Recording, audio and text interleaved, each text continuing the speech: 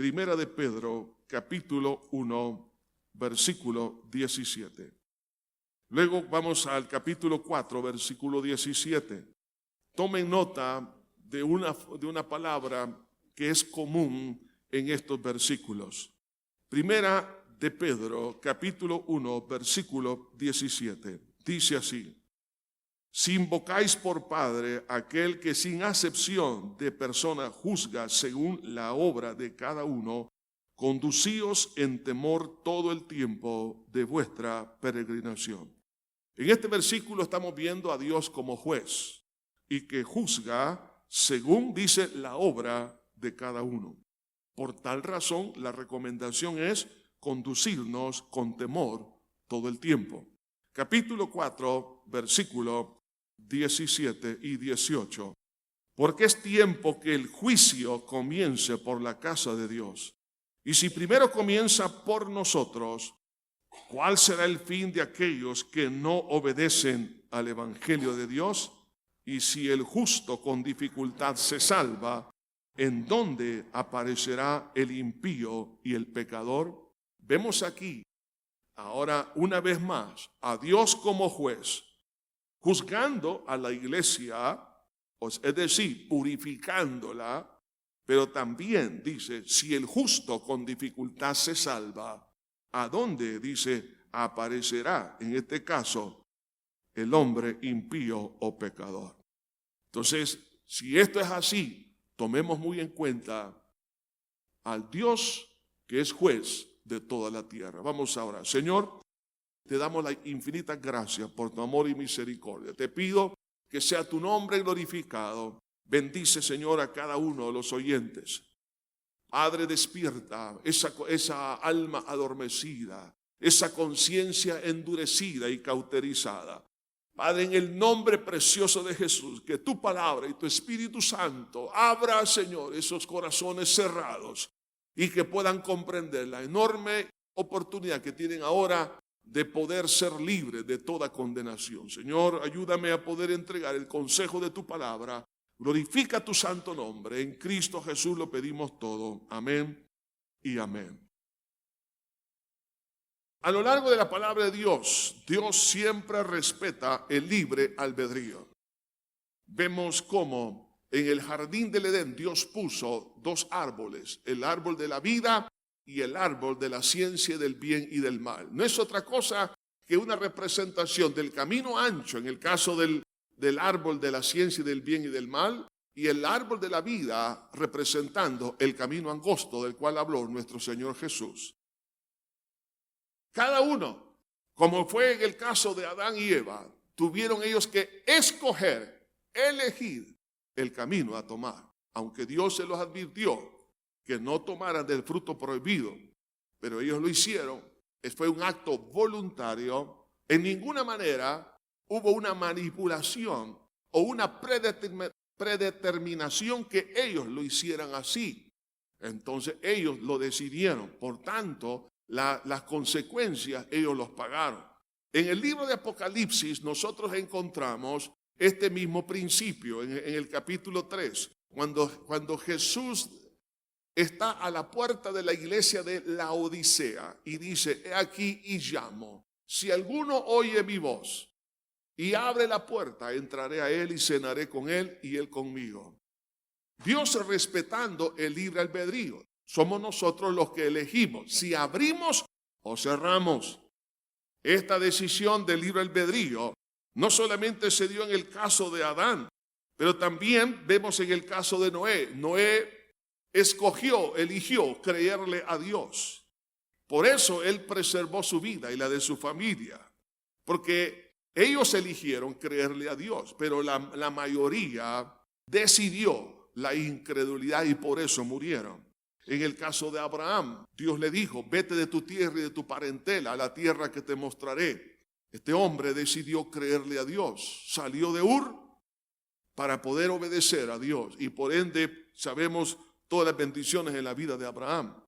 Esaú, siendo el primogénito y teniendo muchas prerrogativas y muchos beneficios, especialmente el primogénito se iba a convertir en el líder espiritual. No solamente en su tiempo, sino en la posteridad, y la herencia que iba a dejar, espiritualmente hablando, iba a ser maravillosa, pero él decidió, hermanos, el abandonar la elección, decidió renunciar al privilegio de ser líder espiritual, y eso lo deseó Jacob. No fue un acto en el cual Esaú, fue por ignorancia, no, fue un acto premeditado. Ya él sabía exactamente lo que eso significa. Por eso la Biblia nos dice en el libro de Romanos que Dios dice, en el caso de Esaú, dice que lo aborreció, pero a Jacob lo amé, porque Dios vio en la distancia lo que esos niños que estaban en el vientre de su madre, Dios sabía la elección que ellos iban a tomar.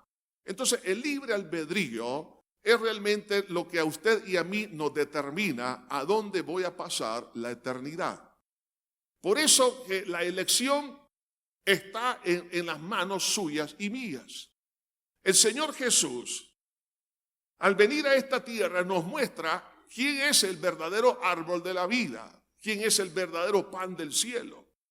Vemos hoy en día también, hermanos, los mismos dos árboles.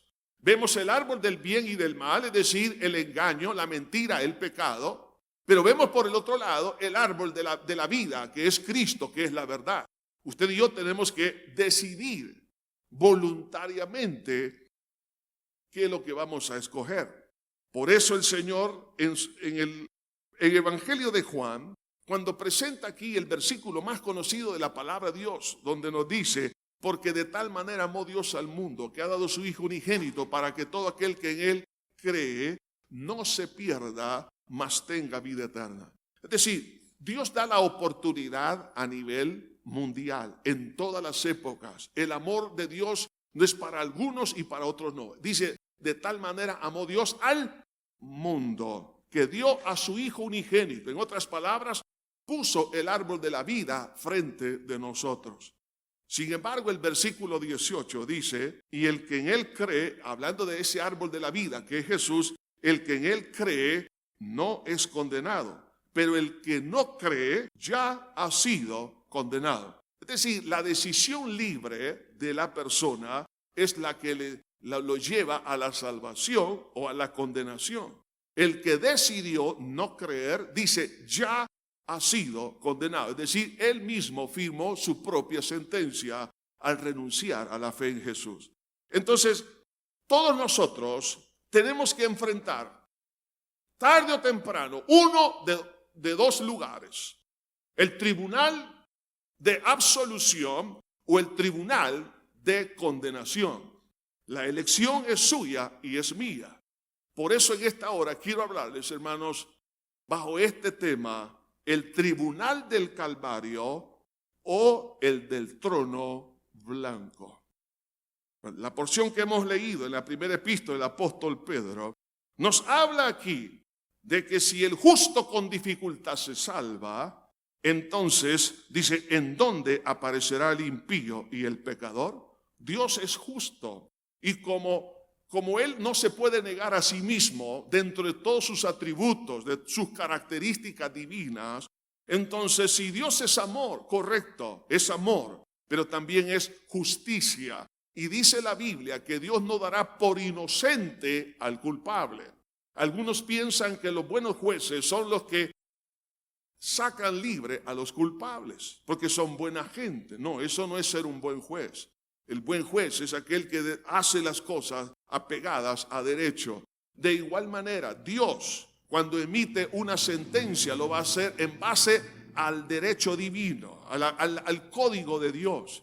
Entonces, si nosotros sabemos que esto, hermanos, va a ocurrir, entonces yo debo de conducirme, como dice la primera epístola del apóstol Pedro, con temor y temblor. Para eso entonces es importante que yo comprenda la gravedad del pecado. Algunos, al no entender lo que significa la gravedad del pecado, por eso no le dan importancia al tribunal del Calvario o al tribunal del juicio del trono blanco. Recuerdo años atrás, una joven me dijo, pastor, pero yo no le hago mal a nadie cuando estoy fornicando. Es más, me gusta, me dijo. No le hago mal a nadie. Entonces, si eso no, Si yo no le hago mal al prójimo, primero no entendía ella lo que es pecado, ni tampoco las consecuencias. Pero es importante que entendamos cuán grave es el pecado. Por eso que dentro de muchas consecuencias, solamente quiero hablar de las 3 clases de muerte como resultado del pecado. En primer lugar, la muerte espiritual. La Biblia nos dice en Romanos capítulo 3, versículo 23, por cuanto todos pecaron, están destituidos de la gloria de Dios. Es decir, que el pecado lo que hace es que nos separa de Dios. A eso se le conoce como lo que es la muerte espiritual, experimentar la falta de unidad con Dios. Por eso que algunos se sienten alejados de Dios. Cuando oran, sienten que el techo de donde están orando es un techo de bronce. No creen, hermano, no sienten la presencia de Dios. Porque como consecuencia, la muerte espiritual ha puesto una barrera. Esa barrera en Isaías capítulo 59, versículo 2 dice, pero vuestras iniquidades han hecho división entre vosotros y vuestro Dios. Todos los pecados del hombre y de la mujer han hecho una división. Dios no la ha puesto, sino que es el ser humano. Esa división es a través de cada pecado. Cada pecado viene a ser como un ladrillo que va formando un muro en el cual me hace sentir que estoy alejado de Dios. Y dice, y vuestros pecados han hecho ocultar de vosotros su rostro para no oír. Por eso que algunos sienten que Dios no les escucha. Se sienten alejados de Dios. Aunque dicen que son hijos de Dios y creen que son salvos, pero sienten en lo más profundo de su corazón que están lejos de Dios. Eso se conoce como muerte espiritual. La otra muerte es la muerte física. En Romanos capítulo 5, versículo 12 dice, por tanto, como el pecado entró en el mundo por un hombre y por el pecado la muerte, así la muerte pasó a todos los hombres por cuanto todos pecaron. Nosotros por el pecado adámico traemos esa herencia que todos vamos a morir tarde o temprano, a no ser que Cristo venga por su iglesia. Pero todos vamos a morir y la muerte física es un efecto, una consecuencia del pecado. Pero lo más grave no es esto. Lo más grave del pecado es la muerte eterna. Jesús cuando dijo en Juan capítulo 5, versículo 24, de cierto os digo, el que oye mi palabra y cree en el que me envió tiene vida eterna y no vendrá condenación, mas ha pasado de muerte a vida. Jesús nos está hablando de vida eterna y no vendrá, dice, a condenación. ¿A qué clase de condenación se está refiriendo? A la condenación eterna. Es la condenación eterna, no es otra cosa lo que describe el libro de Apocalipsis en el capítulo 20, en el versículo 15, y dice, y el que no se halló inscrito en el libro de la vida fue lanzado al lago de fuego. Estamos hablando de un lugar de tormento y de esto vamos a hablar un poco más en detalle más adelante. Entonces, si yo entiendo que el pecado me trae consecuencia, en primer lugar, muerte espiritual, además me trae la muerte física y sobre todo la muerte eterna. Entonces yo tengo que, hermanos, evaluar mi condición presente porque no quiero llegar al lago de fuego. Algunos dicen, no, si Dios no castiga a nadie, Dios es amor. Sí, Dios es amor, pero es juez. Y Él no va a dar por inocente al culpable. Los padres que se hacen del ojo pacho creen que son buenos padres. Aquellos padres que no estorban o que no le dicen, no aconsejan a sus hijos. Allá ellos, y después de haberles aconsejado, toman una decisión. Pero si usted como padre le hace ver sus errores a sus hijos para que no les pase, hermanos, cosas que usted no quiere, ni tampoco que ellos vayan a sufrir, usted es un buen padre. No porque usted se calle, usted es un buen padre. Si usted es un mal padre o una mala madre, el no decirle las cosas como son. Ahora bien, Dios es bueno. Y como Él es amor, Él nos va a decir realmente que si yo sigo este mismo camino voy a ir a condenación. Ahora, si existe lo que es la muerte eterna, hermano, es condenación eterna, entonces es importante que entienda la esencia y el propósito del pecado. El pecado, en primer lugar, hermanos, es una ofensa a Dios primariamente. Algunos piensan que porque no han hecho mal a otra persona, sino que han dañado su propia vida, su propio cuerpo. Dice, yo no le hago mal a nadie. Pero no entienden esto, que su pecado estrictamente es una ofensa, en primer lugar, a Dios. Por eso David, cuando él reconoció su pecado, aunque había pecado contra Betsabé y su familia, la familia de ella, al caer en adulterio y en homicidio, entonces, cuando él se arrepiente en el Salmo 51, declara exactamente cómo usted y yo tenemos que entender el pecado. Cuando dice, contra ti he pecado. Fíjense bien, porque el pecado es una ofensa, en primer lugar, directa a Dios. Por eso el hijo pródigo, y Dios deja esa parábola para que yo entienda cómo debo de ver el pecado. Cuando el hijo le dijo al padre, Padre, he pecado contra el cielo y contra ti. Es decir, la ofensa fue primero hacia Dios y a ti, papá, o al prójimo. Cuando yo entiendo esto, entonces esto me debe de preocupar, porque a quien estoy ofendiendo con mi vida de pecado es a Dios, aunque el pecado sea oculto, aunque el pecado, quizás usted no está involucrando a nadie, pero usted está ofendiendo a Dios en aquel lugar oscuro, tenebroso, donde usted hace cosas ilícitas. Entonces, eso es prácticamente un desprecio a Dios. Por eso que las palabras, tanto hebreas como griegas, el Antiguo y Nuevo Testamento, cuando describen el pecado, la mayoría de todas las palabras prácticamente llegan a la conclusión que es errar el blanco. Es decir, el pecado no es otra cosa que desechar el propósito o el blanco o el objetivo de mi vida. El objetivo suyo y mío es, hermano, estar con Dios. Y cuando yo peco, sencillamente yo no deseo a Dios. Es decir, tomo la misma decisión que la multitud tomó cuando Cristo estaba delante de Pilato. Suelten a Barrabás y crucifiquen a Jesús. Entonces, cada vez que usted y yo pecamos, ¿qué es lo que estoy haciendo? Lo que estoy haciendo es despreciar a Cristo, que es el blanco de mi vida. Lo estoy despreciando por la basura del pecado. Entonces es un desprecio. Pregunto, ¿alguna vez usted se ha sentido despreciado, aborrecido? El famoso bullying, ¿cuánto daño le trae a los niños? Porque se sienten marginados, se sienten avergonzados, se sienten desechados, rechazados. Ahora, piense lo que usted y yo hemos hecho. Cada vez que hemos cometido un pecado, hemos despreciado a Dios por Barrabás. Entonces, si yo entiendo el pecado tal como es, esto me debe de preocupar. Porque si yo no estoy viendo la gravedad del pecado, no lo voy a tratar adecuadamente.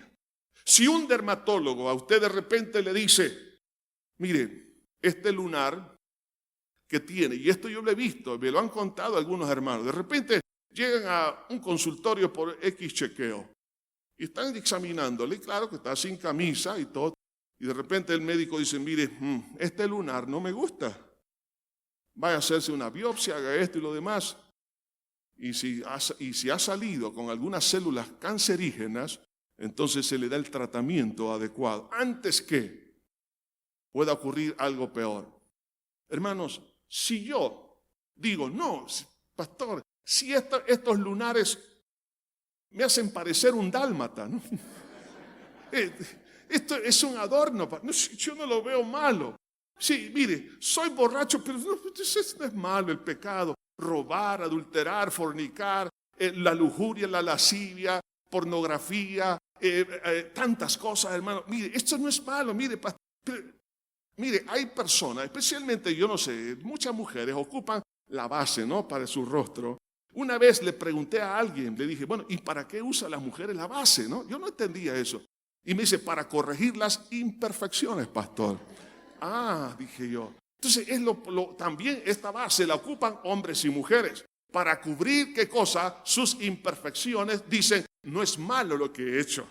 Si todo el mundo lo hace, trato de encubrir mi pecado. Mas la Biblia dice, el que encubre su pecado no prosperará, mas el que lo confiese y se aparta alcanzará misericordia. Si yo no estoy viendo el pecado tal como es, si usted dice, pero pastor, y esto todos lo hacen, toda la gente lo hace, aún los pastores, aún los líderes, aún todo el mundo lo está haciendo, las leyes lo están aprobando, no importa quién lo haga, lo que importa es lo que Dios dice. Y yo debo de ver el pecado como Dios lo presenta, porque de otra manera me va a afectar y me va a afectar eternamente y para siempre. Yo ya no voy a poder cambiar mi destino cuando yo haya muerto. Entonces es un acto de rebelión contra Dios. Y no solo eso, sino que es un estado. En otras palabras, nacimos en pecado. Alguien me va a decir, yo no soy pecador, mentirosa y mentiroso.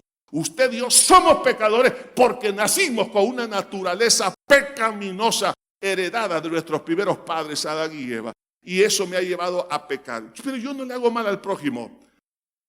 Pregunto, con decirme eso, ya veo un pecado, prepotencia y soberbia. Satanás no lo derribó el Señor, no lo echó del cielo por borracho, ni por adúltero, ni por ladrón y estafador. Porque se creyó Dios y se rebeló contra Dios. ¿Cuántos creen que la soberbia, la adulación, la prepotencia no es pecado? Los ángeles que le acompañaron se involucraron en este pecado también. El creerse más de lo que realmente ellos son lo llevó a la rebelión.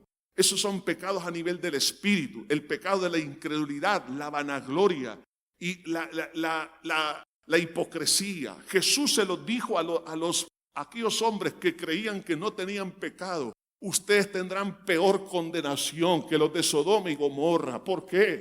Porque había en ellos, ¿qué cosa? Prepotencia. Creían ellos que no necesitaban de Dios. Ellos creían sencillamente que eran mejores que cualquier otra persona. Eran hipócritas. Y algunos miran la hipocresía como diplomacia. La hipocresía no es diplomacia. La hipocresía es un pecado. Entonces, el pecado, hermano, sea cual sea, es una ofensa y es un estado y es una acción también cuando nuestra voluntad se involucra. Ahora, ¿cuál es la sentencia sobre el pecador? La Biblia dice, la paga del pecado es muerte. Muerte espiritual, muerte física y muerte eterna. Condenación, ¿dónde? En el lago de fuego. Alguien dirá, no existe tal cosa. Jesús dice que sí existe. Y por eso vino, para que usted y yo no vayamos a ese lugar. Si Dios lo declaró así, ¿quién puede decir otras cosas que no existe? El que dice que no existe es un mentiroso. Por tal razón, yo debo de creer en lo que Dios me dice acerca del pecado, porque Dios no quiere que yo vaya a ese lugar. Entonces es condenación. El árbol de la vida la voy a encontrar en mi camino, que se llama Cristo. Y el árbol de la ciencia y del bien y del mal, que representa la muerte eterna, la voy a encontrar. Los dos árboles, la vida y la muerte, estarán siempre a mi lado. Voltaire escribió más de 250 artículos y folletos y otro tipo de literatura, libros, la mayoría de ellos contra el cristianismo, porque él se consideraba ateo. Pero antes de morir dejó una carta firmada pidiendo perdón a Dios. Pero él no sabía cómo reconciliarse con Dios. Nadie se acercó, porque Dios puede perdonar la incredulidad. Pero cuando él estaba muriendo, el médico de cabecera y la enfermera le oían decir con un grito, oh Cristo, oh Jesucristo. Pero un grito de desesperación. El médico y la enfermera mejor cerraron la puerta porque ellos no sabían cómo ayudar a ese moribundo que estaba a punto de pasar al otro lado de la vida. Hermanos, la vida sigue después de la muerte. Algunos han pensado que la muerte va a resolver sus problemas. No. La muerte para un cristiano le conduce a la vida eterna, pero al que no ha conocido a Cristo lo conduce a la condenación. Encontramos en la Biblia, especialmente en el Antiguo Testamento, algunas sombras de la condenación o el juicio de Dios, que está representando también, hermanos, el juicio eterno. Por ejemplo, el juicio sobre Adán y Eva al ser expulsados del Edén. Ya no pudieron entrar, ahí ellos quedaron separados. Ahí habla de la muerte espiritual, pero también está hablando de la muerte eterna. Pero también vemos el juicio por medio del diluvio universal en el tiempo de Noé. Vemos el juicio sobre Sodoma y Gomorra. En la segunda epístola del apóstol Pedro, capítulo 2, dice aquí la palabra: y si no perdonó al mundo antiguo, sino que guardó a Noé, pregonero de justicia, con otras 7 personas, trayendo el diluvio sobre el mundo de los impíos. Y si condenó por destrucción a las ciudades de Sodoma y Gomorra, reduciéndolas a ceniza, poniéndolas de ejemplo a los que habían de vivir impíamente. En otras palabras, los hechos históricos del diluvio universal y de la destrucción de Sodoma y Gomorra no es otra cosa que un ejemplo, un espejo para los que viven en el pecado. Es decir, que Dios no va a tomar por inocente al culpable.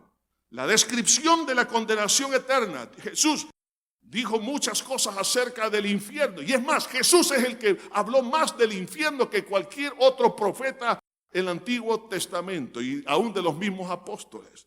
Jesús dijo de la condenación eterna es el lloro y el crujir de dientes. Es el fuego eterno. Es donde el gusano no muere. El grito de angustia de Cristo estando en la cruz del Calvario. Cuando dijo, Padre mío, ¿por qué me has desamparado? Porque cuando Jesús en su cuerpo absorbe toda la culpabilidad y el pecado de la humanidad, experimentó la separación de la gracia del Padre. Le sacó un grito desgarrador. Ni Pilato, ni los soldados, ningún vituperio, ningún sufrimiento físico, aunque le dolió a Cristo, pero no había un dolor tan desgarrador. ¿Por qué? Ese es el dolor desgarrador que van a experimentar aquellos que experimenten cuando Dios lo deje solo por la eternidad. El hombre no puede vivir solo, hermano, porque eso entra en la mayor desesperación. Usted y yo hemos sido creados para estar con Dios, para estar con Él.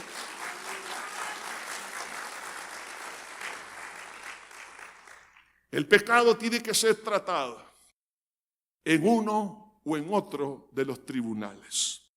El primer tribunal es el tribunal del Calvario para absolver de culpa. Pero si yo no quiero resolver este problema ahí, de todas maneras, hay otro tribunal que no me voy a poder escapar si no he resuelto mi pecado. En este tribunal del Calvario se llama el tribunal del trono blanco.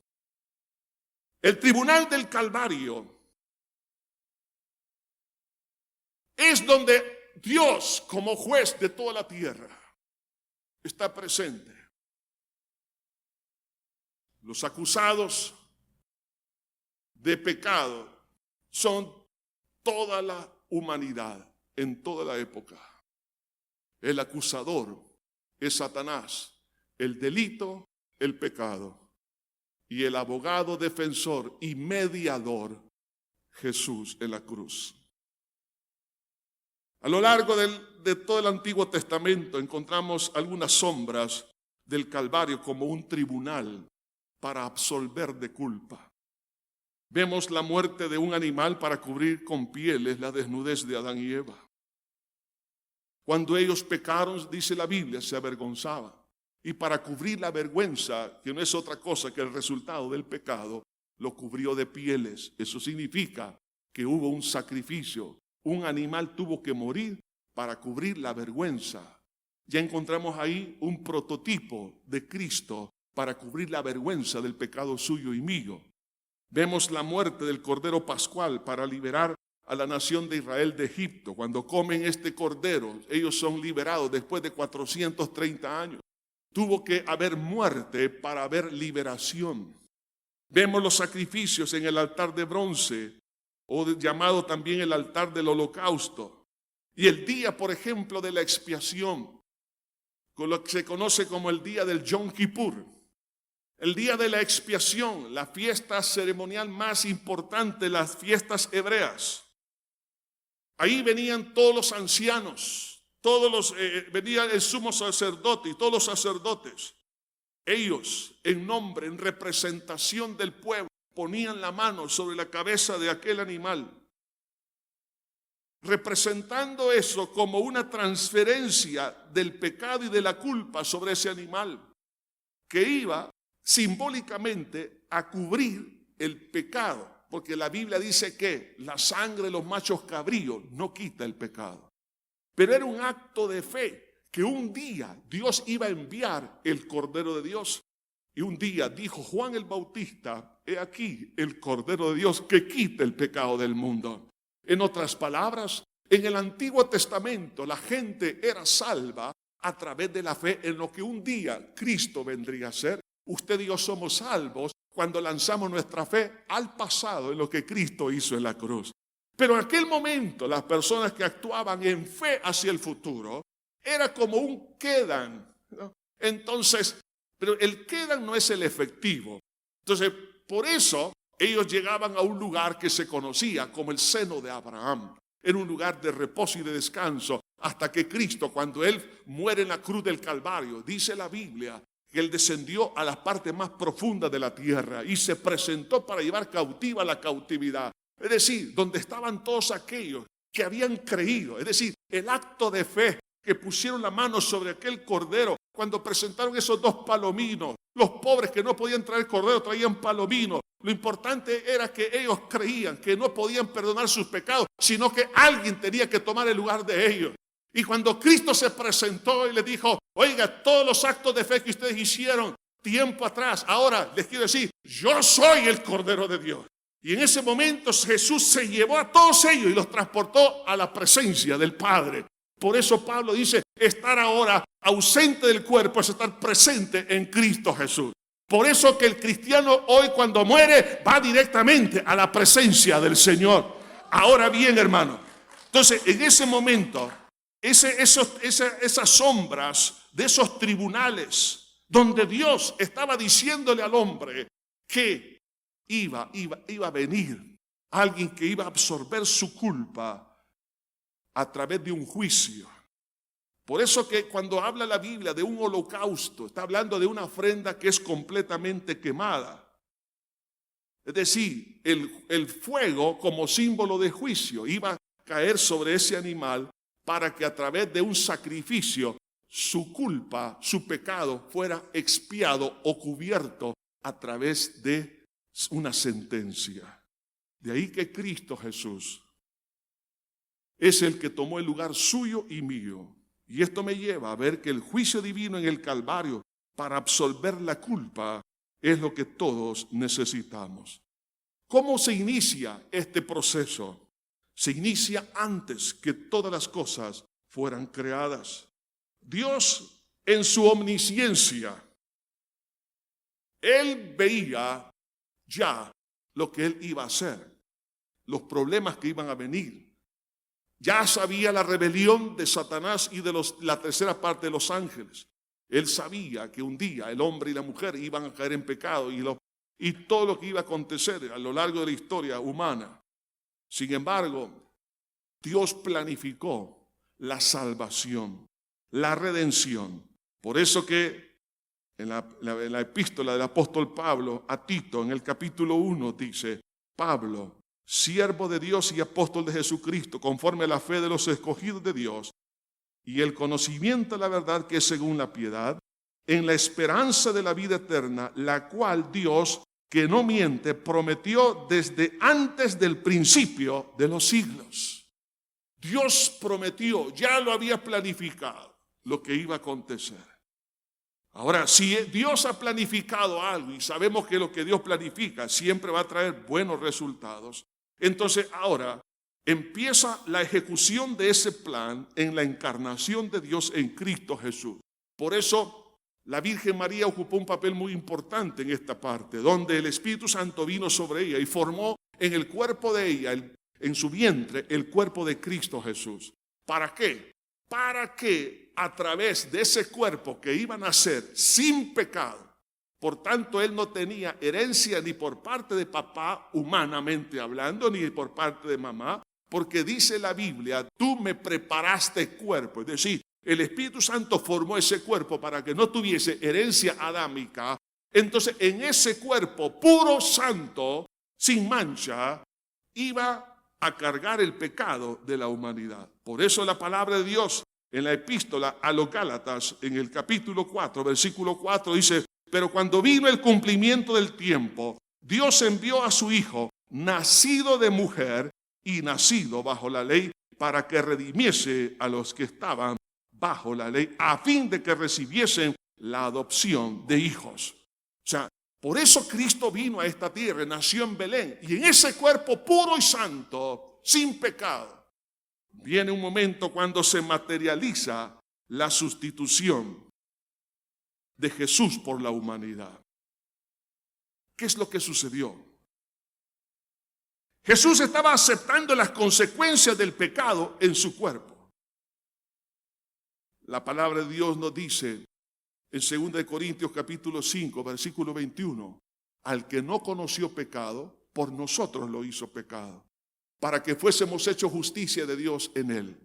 El Señor Jesús en su cuerpo cargó el pecado de todo hombre y mujer. Piense ahora en los nombres, en las dimensiones que usted quiera ponerle, aunque el pecado es pecado, o los colores, pero todos los pecados de toda la humanidad a través de todos los siglos, Jesús los llevó en su cuerpo. Su cuerpo absorbe todos los pecados. Piense, hermano, la carga moral de cargar eso. Si usted o yo, cuando hemos pecado, ¿cómo nos sentimos? Nos sentimos mal. Pero cuando Cristo cargó el pecado de todos, eso es lo que Jesús veía, estando en Getsemaní, cuando dijo, si es posible, pase de mí esta copa. ¿Por qué? Porque el que nunca cometió pecado iba a cargar el pecado de toda la humanidad en su cuerpo, sin que él lo contaminase a él, pero iba a cargar esa suciedad.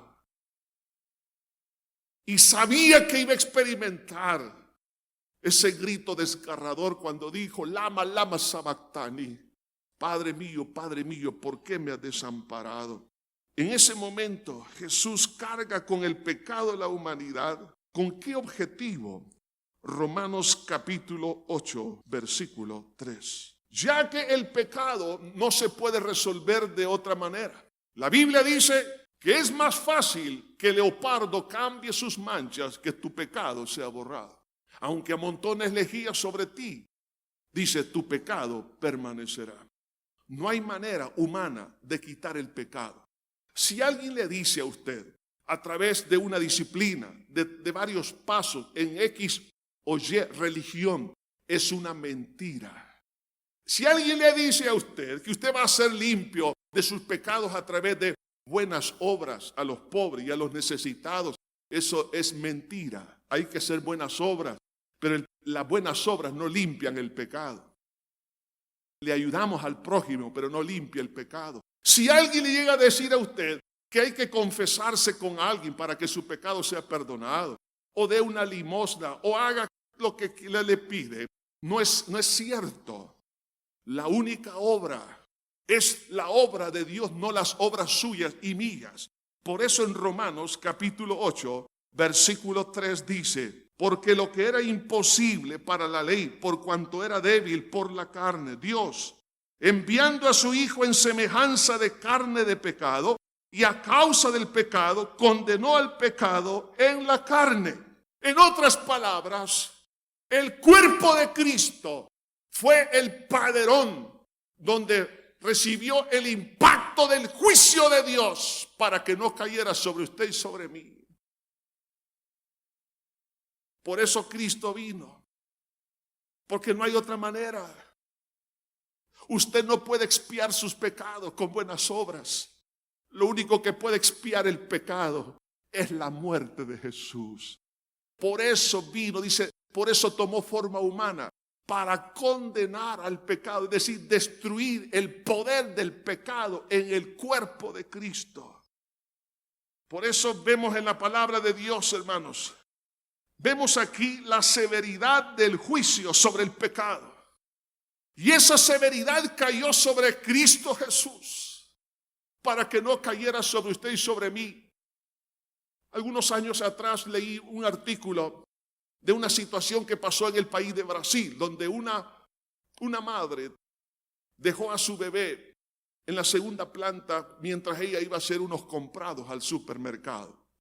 Cuando regresa, encuentra toda su casa envuelta en llamas, comenzando en la primera planta. Las noticias decían que el incendio había comenzado por la cocina, siendo una casa de madera. Cuando ella vio eso, dijo, mi bebé, y ella sale corriendo. Y entonces sube las gradas de madera, agarra a su bebé. Y lo había envuelto en una sábana para evitar que las llamas le pudieran hacer daño. Pero cuando ella quiso bajar, las llamas habían ya abrazado completamente las gradas de madera. Ya no tenía otra escapatoria más que el balcón. Pedía ayuda, la gente no podía hacer nada, porque no podían entrar. Los bomberos parecía que no llegaban. Pero cuando las llamas estaban tan cerca, siendo esta una casa de madera, entonces ella tomó una decisión. Agarró a su bebé, se lo puso en su pecho y con la misma sábana se lo amarró. Y dice la noticia que ella se lanzó de espalda. Ella murió instantáneamente, pero su bebé quedó vivo en el pecho de ella. Algo así fue lo que Jesús hizo. La llama del fuego eterno alcanzando el género humano. Cristo dijo, yo voy a morir para que todo aquel que cree en mí tenga vida eterna.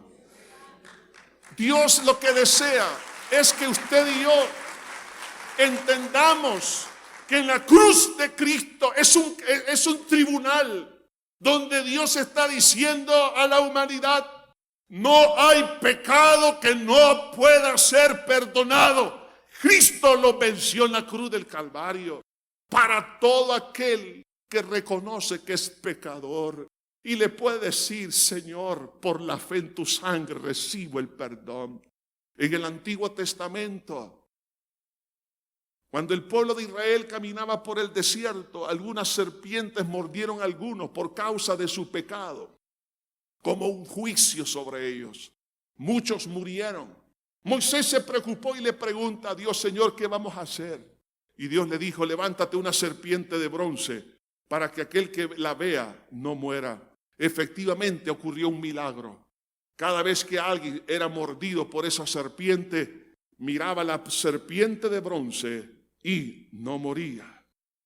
Así es lo que Dios nos está enseñando para el tiempo en el cual estamos viviendo. Jesús fue levantado en la cruz del Calvario y a través de su muerte en la cruz, el Señor cargó el pecado y anuló la condenación para que aquel que vea a Cristo a través de los ojos de la fe le pueda recibir el perdón de pecados y libre de las consecuencias eternas. Hermano, es a través entonces de la fe. De ahí que entonces aquel ladrón que moría al lado de Cristo, hermanos, ese ladrón, aunque era malo como el otro, algunos dicen que era bueno, no era bueno, los dos eran malos, no hay ladrones buenos. Todo ahí está representando las dos clases de personas de la humanidad. Unos incrédulos, un hombre que estaba sufriendo, uno que estaba al borde del infierno, se burló de Cristo. ¿Sabe que hoy en día hay tantos burladores también? Escarnecía a Cristo y sabiendo que se iba a ir al infierno por incrédulo y vituperó a Cristo. Y el otro ladrón lo defendió al Señor, pero le dijo, Señor, acuérdate de mí cuando vengas en tu reino. ¿Por qué? Porque este ladrón vio en Jesús al Cordero de Dios, que estaba cargando el pecado suyo y de la humanidad. Y él sabía que Jesús iba a morir por el pecado, para darnos perdón de pecados, iba a resucitar, que iba a ascender y que vendría a reinar. Por eso le dice, acuérdate cuando vengas en tu reino. O sea que él estaba viendo a Jesús como Dios hecho carne, que tomó su lugar en la cruz. Ese ladrón dijo, esta es mi salvación. No quiero que me liberen de la cruz en la cual estoy clavado. que me liberen del fuego eterno. Y Jesús le dijo, de cierto os digo, hoy estarás conmigo en el paraíso. Tristemente el otro ladrón no lo quiso. La oportunidad fue para ambos. La elección es suya y mía, al creer o al no creer. Entonces, es lo que el apóstol Pablo cuando escribe a los colosenses, es algo que ocurre en lo más profundo del corazón. Dice Colosenses 2:14, anulando el acta de los decretos que había contra nosotros, que nos era contraria, quitándola de en medio y clavándola en la cruz. Cuando alguien era un prisionero en los tiempos del Imperio Romano, en la parte de afuera de la puerta de la celda, ponían un documento legal de todos los delitos de ese hombre. Y a la par de cada delito, la condena. Y luego la sumatoria de ellos. Esa era se llamaba acta de los decretos. En aquel entonces, cuando se escribe esta epístola, ellos entendieron a qué se refería. Quitando el acta de los decretos, dice, que había en contra de nosotros. ¿Por qué? Porque Jesús y este ladrón creyó, creyó que Cristo estaba cargando con el acta de todos los decretos en contra de ese hombre de condenación, y Cristo la clavó en la cruz como diciendo, yo pagué, por lo tanto, abran las celdas que este es libre. Usted y yo somos libres a través de la fe en la obra de Cristo en la cruz.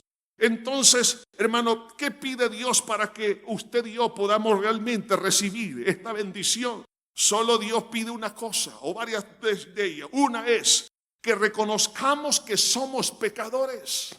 El hecho de que no haya matado no significa que no es una pecadora y un pecador. Nacimos en pecado. Hay orgullo, hay prepotencia, hay vanidad, hermano, hay mentira, hay muchas cosas como esas. La incredulidad es pecado, la negligencia, la indolencia es pecado, la falta de amor al prójimo es pecado, como lo es el robo, el asesinato y cualquier otro pecado. Delante de Dios no hay pecado, hermano, que sea más grande que otro. El pecado es el mismo, el color es el mismo y la sentencia es la misma. Por tal razón tengo que ver, hermanos, con mucha seriedad el pecado. No lo vea como un juguete. Tengo que reconocer que soy pecador y pedirle perdón por haberlo ofendido a Él en primer lugar. Dios mío, contra ti he pecado, perdóname, herido tu corazón.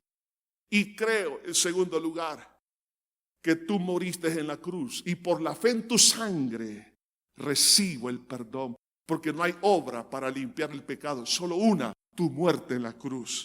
Y cuando usted lo recibe a través de la fe y por gracia, la fe es, podemos decir, la fe es la moneda de cambio en el reino de Dios.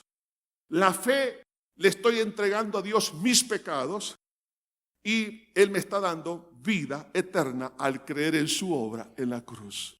En ese momento, en los resultados de la sentencia del juicio del Calvario, es perdón de pecados. Hermano, Dios arranca esa acta de los decretos y dice, hija, hijo, no me debes nada delante de mí. Tú eres una persona justa. No solamente perdonado, has sido justificado, es decir, que has sido declarado inocente por la inocencia del Cordero de Dios. Te es imputada a ti. Entonces, ¿cómo me ve Dios ahora? Me ve como a Cristo Jesús. No lo merezco, pero lo siento mucho. Así me ve Jesús a mí y a usted también. Entonces, si es así, tengo amplia entrada a la presencia de Dios. Y eso es lo que me declara hijo de Dios. Y si soy hijo, heredero de Dios, mi nombre está escrito entonces en el libro de la vida. En el momento en que ocurre esto, Dios nos introduce en ese libro de la vida del Cordero de Dios. Nos convertimos en siervos y embajadores de Cristo y tenemos vida eterna. Thomas Edison, cuando él moría, sus últimas palabras fueron estas: qué hermoso es el más allá, qué hermoso es el más allá. Algunos años atrás me encontraba aquí en un hospital cercano a la iglesia, visitando al doctor Guillermo Tinetti. Todos lo recordamos, ¿no? La mayoría. Cuando estaba ahí con 2 clases de cáncer, recuerdo como a las 10 de la mañana, platicando, él en todo su juicio cabal, estábamos platicando y de repente me dice, pastor, oiga, qué hermoso, qué hermosas alabanzas. Pero yo nunca he escuchado un coro como este, ni tampoco, no existe una orquesta que pueda ejecutar una música tal. Es algo increíble. ¿La escucha, pastor? Se me quedaba viendo y decía, no. Decía, qué hermosa alabanza, qué lindo. Decía, él levantaba sus manos. ¿Le escucha, pastor? No. Luego, cuando él entendió que yo no la estaba escuchando, entendió que era algo sobrenatural. Después de estar platicando otros momentos, viendo él por la ventana, me dice, qué belleza, qué creación, qué lindo, qué hermoso. Y comenzó a usar muchos calificativos. Qué belleza eso, pastor. Mire, qué lugar más hermoso, qué prados, ¿Lo ve, pastor? Y yo cuando miro por la ventana solamente veo un edificio. Yo le dije, no lo veo. Y él me dice, entiendo, pastor. Es para allá voy, me dijo. Pero años atrás, estábamos en el Hotel Pacific Paradise, teniendo un retiro de parejas. Él después nos contó esto, que estaba molesto con su esposa porque lo había llevado al retiro. Y le decía, ¿para qué me trajiste? Mira, aquí estoy en medio de estos locos. Y él como médico, ¿no? Y él dice, mira, y quería salirse. Le dijo a la esposa, mira, si no te gusta, espera en la tarde y la serie y después, mañana te vas si querés. O te vas hoy en la noche. Pero espera. Después de espera la noche y si no te gusta, te vas. La primera persona que pasó a aceptar a Cristo fue él. Y pasó al frente, lloraba y lloraba y lloraba y lloraba. Fue una conversión tan profunda. Muy poco tiempo después entró al instituto bíblico, graduó, fue pastor de la iglesia Josué allá en San Vicente. Plantó la iglesia Josué en Zacatecoluca. Siguió sirviendo al Señor como maestro de instituto bíblico antes de partir a la presencia de Dios. ¿Por qué razón? Porque tratamos el pecado en el tribunal del Calvario. Ahora bien, si hay alguien que no quiere ese tratamiento de absolución, de culpa, está otro tribunal, pero no para absolver de culpabilidad, sino para condenación. Apocalipsis capítulo 20, versículo 11 dice así: y vi un trono blanco y al que estaba sentado en él, delante del cual huyeron la tierra y el cielo, y ningún lugar se encontró para ellos. Hace algunos años atrás, bueno, más bien, estamos hablando quizá unos 250 años atrás, un rey húngaro estaba muriendo y su hermano en carne, para ayudarlo a que tuviera, digamos, una compostura como rey, cuando escuchó que su hermano rey estaba diciendo cosas como: no me siento preparado para morir, siento angustia, no sé cómo me voy a enfrentar a Dios. Y entonces su hermano le dijo: mira, esas no son palabras dignas de un rey. Su hermano solamente quedó callado. En aquel entonces, cuando alguien en Hungría iba a ser sentenciado a muerte, le mandaban a un soldado que tocara con la trompeta enfrente de su casa, y cuando alguien escuchaba la trompeta, significa: vas a morir. Esa noche le tocaron la trompeta. Su hermano, muy afligido, abrió la puerta y fue donde estaba su hermano el rey. Y le dice, ¿por qué me estás sentenciando a muerte? No, hermano, no te estoy sentenciando. Lo único que quiero que comprendas es que cuando alguien está cerca de ser sentenciado en el juicio final, delante de Dios, estoy desesperado. Solamente quería que así como tú estás desesperado ahora, cuando oíste la trompeta, porque ibas a ser ejecutado, ahora, ¿cómo quieres que yo tenga paz cuando yo sé que voy a ser sentenciado a muerte eterna? El juicio viene, hermanos. La naturaleza de este juicio, cuando habla aquí de un trono que es gran trono, significa que es el mayor en alcance de todos los tribunales de justicia, en este sentido de condenación. No existe mayor trono que este.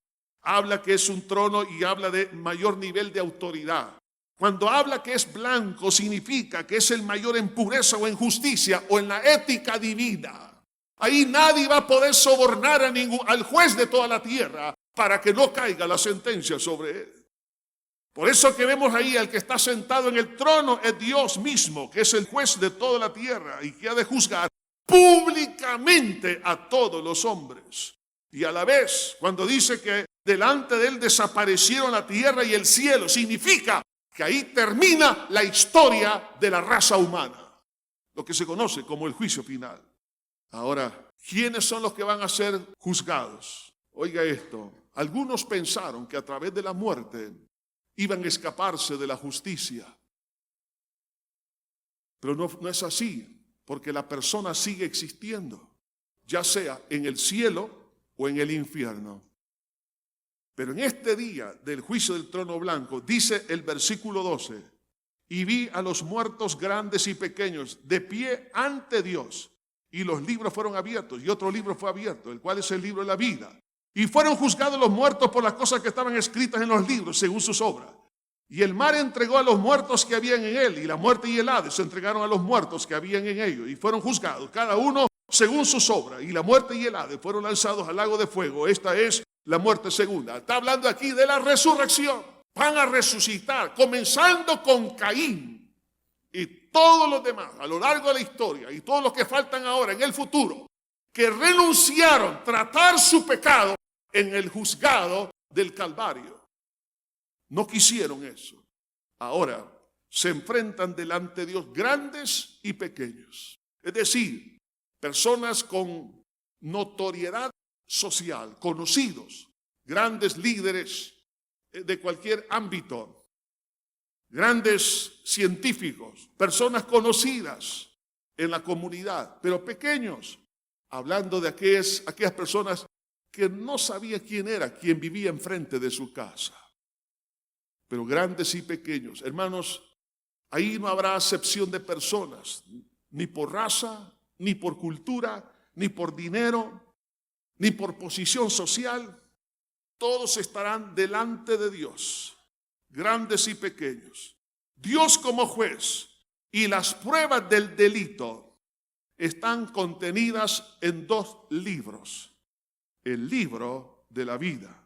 Dice el versículo 15, y el que no se halló inscrito en el libro de la vida fue lanzado al lago de fuego. En otras palabras, ¿por qué Dios va a presentar el libro de la vida, donde están los salvos, para decirles a todos ellos, oigan, todos ustedes tuvieron la oportunidad de ser salvos? Y aquí hay testigos que se humillaron porque reconocieron su pecado y por la fe en esa sangre que mi Hijo Jesús derramó en la cruz del Calvario, fueron perdonados y ahora están incluidos aquí en el libro. Si ellos lo hicieron, ¿por qué ustedes no? No hay excusa entonces, ya que ustedes no tenían que pagar nada ni hacer nada, solo creer en el sacrificio de Cristo y humillándose delante de Dios al reconocer que son pecadores. Pero no lo hicieron. Y los otros libros son las otras evidencias. En esos libros, dice aquí el versículo 12, y los libros fueron abiertos, y otro libro fue abierto, el cual es el libro de la vida. Fueron juzgados los muertos por las cosas que estaban escritas en los libros según sus obras. En otras palabras, Todos los pecados están registrados en la memoria de Dios. Dios no necesita libros. Lo que está diciendo es que Dios conoce a cada persona por nombre y sabe los pecados que aún a usted y a mí se nos han olvidado. En ese día Dios va a sacar públicamente cada uno con evidencia. ¿Por qué razón? Porque como Dios es tan justo, Él tiene que probar los delitos delante del imputado para que no exista justificación y decir, me están condenando injustamente. Mas Dios le está mostrando por qué causa. Y lo peor de todos los pecados, oiga esto, no es todo lo que está escrito ahí. El peor de todos los pecados es que desechó la medicina para el pecado. Rechazó a Cristo. O sea, habiendo la oportunidad de ser salvo, lo despreció como el otro ladrón que moría al lado de Cristo. ¿Cuántos no se van a lamentar y decir, ¿por qué no lo hice? Iglesia del Señor, la sentencia a la cual Jesús habla aquí es una sentencia de muerte, dice aquí, y los que no se fueron inscritos en el libro de la vida fueron lanzados al lago de fuego. ¿Por qué? Porque la oferta es eterna, entonces tiene que ser equivalente la pena al no recibir la sentencia absolutoria del perdón eterno. Entonces la condenación es eterna, diente por diente y ojo por ojo. Eso es justicia, es equivalente.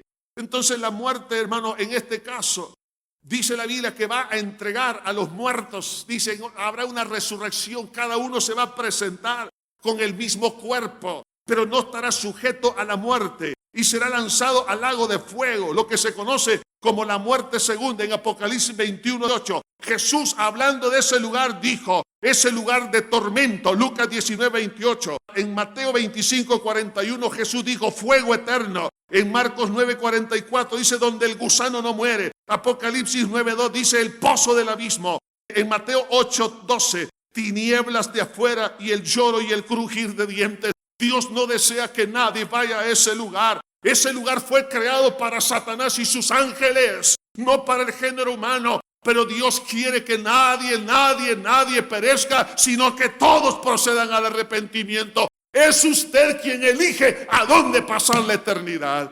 Este es el día de salvación. Y le voy a decir esto, mi amado hermano, y a todos los hermanos que me escuchan en diferentes iglesias en cualquier parte del mundo. No esté usted tan confiado porque su nombre está escrito en el libro de la membresía de la iglesia a la cual pertenece. Que usted debe estar seguro que su nombre está escrito en el libro de la vida. No es porque usted venga a la iglesia, usted va a ser salvo porque da diezmos y ofrenda o porque hace bienes a las demás personas. No, usted va a ser salvo cuando se arrepiente y le dice, contra ti he pecado y no merezco ser llamado tu hijo. Reciba la gracia de Dios.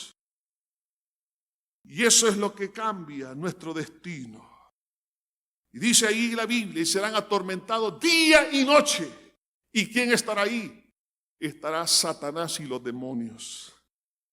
Qué triste es para una persona que llegue a ese lugar. Usted lo elige. Usted elige a dónde pasar. Nadie se mueva, por favor. No hemos terminado. Cierre sus ojos. Buen Padre Celestial, estamos delante de ti, pidiéndote perdón. Contra ti hemos pecado, Señor. Estimado amigo, estimada amiga, aún hermano en Cristo, si usted no está seguro que tiene la vida eterna, arréglese ahora. Dígale a Dios, Señor, te pido que me perdones. Límpiame con tu sangre. No es por la religión, entienda esto. Es mentira, se lo digo así por la Biblia, no por lo que yo digo. Es mentira aceptar otras formas de obtener el perdón. El perdón solamente Dios lo otorga cuando usted se arrepiente y cree que Jesús murió para perdonarle. Eso es todo. Amigo, amiga que está con nosotros, tome una decisión. Y estimado hermano, aun si usted ya está bautizado en agua en la iglesia, ya es líder, ya está sirviendo en alguna área de la iglesia, pero usted no está seguro de ser salvo, arreglemos ahora esto. ¿Qué me importa lo que piense la demás gente? Lo que me importa es estar con Cristo por la eternidad. Olvídese, por favor, de la opinión pública. Aceptemos la opinión de Dios. Seamos sencillos de corazón. Habrá alguien que pueda decir, sí, yo necesito que Dios me salve. Soy pecador. Reconozco que necesito el perdón. No lo he experimentado, pero lo necesito ahora. Ahí donde está, en el nombre de Jesús, levante su mano y diga, sí, yo quiero traer mi vida a Cristo. Dios le bendiga, Dios le bendiga. Alguien más, Dios le bendiga, Dios le bendiga. Alguien más, donde quiera que esté, Dios le bendiga, Dios le bendiga. Gracias, puede bajar su mano. Alguien más, Dios te bendiga. Alguien más, Dios le bendiga. Alguien más, Dios le bendiga, Dios te bendiga, Dios le bendiga. Alguien más, tome su decisión. Yo le quiero decir, amada iglesia, yo quisiera que todos estuviéramos en la patria celestial. Pero si usted no ha nacido de nuevo, no va a ir. Aunque venga a la iglesia cristiana Josué, no va a ir. Se va a presentar ante el tribunal del juicio del trono blanco. Este es su día. Esta es su hora. Alguien más que pueda decir, sí, yo quiero entregarle mi corazón a Cristo. Necesito el perdón de pecado. Levante su mano. Alguien que no lo ha hecho todavía, levante su mano. Dios te bendiga, Dios te bendiga. Alguien más, Dios le bendiga, Dios le bendiga. Alguien más, puede bajar su mano. Alguien más. Las personas que levantaron su mano, ahí donde están, pónganse de pie, por favor. Y otros que no la levantaron, pero, ¿sabe qué? Hay algo que le dice, levanta tu mano. O levántate. Si no, por alguna razón, por su problema de salud, no se puede levantar, levante su mano entonces. De un paso de fe. Esto es lo más importante que puede existir. Y ahora, a todos los que me escuchan, donde quiera que esté, por los distintos medios de comunicación, ahí donde usted se encuentra, repite esta oración conmigo. Hermanos que están acá, les voy a ayudar a dar un paso de fe a través de una oración sencilla, pero profunda. Repita conmigo en voz alta. Padre eterno que estás en los cielos, me arrepiento de todo corazón por haber pecado contra ti, haber hecho lo malo delante de tus ojos. Me duele, Señor. Me duele el haberte despreciado por la basura del pecado. He herido tu corazón. Erré el blanco de mi vida. Perdóname. Yo soy para ti, no para el pecado. Perdóname. Por la fe en tu sangre que derramaste en la cruz, recibo el perdón de todos mis pecados. Creo que resucitaste para mi justificación. Por tal razón, Señor, te abro mi corazón y te recibo como mi único Salvador y Señor de mi vida. Gracias, Señor. Puestos ahora en pie todos. Padre, ayúdanos a ganar almas. Esta no es cuestión si quiero o no quiero, es urgente. Padre mío, pon en nosotros la premura de evangelizar, de predicar. Envía, Señor, ese espíritu de urgencia, de denuedo, de pasión por las almas perdidas. Arranca de nosotros la negligencia, la indolencia. Muchos están yendo hoy mismo al infierno. no, ya no pueden escapar ahí. Señor, concede a tu iglesia, a tu hija, a tu hijo, a predicar a toda persona, comenzando con la familia. En el altar familiar, que comiencen ahí a predicar a la comunidad, en el lugar de trabajo, fuera del país y dentro del país. Señor, gracias. En el bello nombre de Cristo lo pedimos todo. Amén y amén. Estimado amigo y amiga que en esta hora ha escuchado el mensaje de la palabra de Dios, Dios tiene una linda oportunidad para usted, pero usted tiene que tomar una decisión, y es una decisión de fe. Y esa decisión tiene dos grandes partes. Uno, que le pida perdón a Dios por haberle ofendido a Él con sus pecados. Y en segundo lugar, creer que Él derramó su sangre para perdonarle todos sus pecados. Si usted quiere en esta hora abrir su corazón a Dios y decirle: Señor, sálvame, le voy a dirigir en una oración que contiene estos dos elementos que le he mencionado. Por favor, ahí donde está, haga esta oración conmigo. Diga: Padre eterno que estás en los cielos, me arrepiento de todo corazón por haber pecado contra ti. Reconozco que soy una persona pecadora. Me duele, Señor, el haberte ofendido con todos mis pecados. Límpiame con tu sangre que derramaste en la cruz. Creo que resucitaste para mi justificación delante de tus ojos. Por ello, Señor, te abro mi corazón y te recibo como mi único y suficiente Salvador. En Cristo Jesús. Amén y amén. Le felicito a todas aquellas personas que en esta hora han tomado a bien darle su vida a Jesús. Ahora, ¿qué tiene que hacer? Lea la Biblia. La Biblia es como un poema de amor de Dios para usted. Es su alimento, es su pan diario. Además de eso, ore. Orar es platicar con Dios en nombre del Señor Jesucristo.